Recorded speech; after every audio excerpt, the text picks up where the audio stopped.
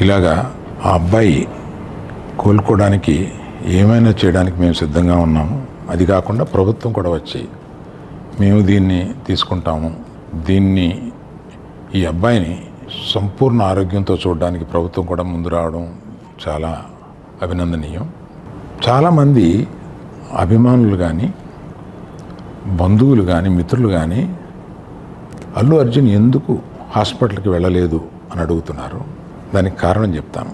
Stampede జరిగిన రోజు మరుసటి రోజు మార్నింగే అల్లు అర్జున్ వద్దామని అనుకుంటే హాస్పిటల్ అధికారులు నిన్నే కదా జరిగింది, ఇవాళ ఈ హాస్పిటల్కి వచ్చి ఇక్కడ ఇంకొక ఇన్సిడెంట్ని ఎందుకు అవాయిడ్ చేయమని చెప్పి అడిగారు. కరెక్టే కదా అనిపించింది. రాలేకపోయారు. ఆ రోజునే కేసు పడింది. ఆ కేసులో పడిన తర్వాత మన లీగల్ టీం హెడెడ్ బై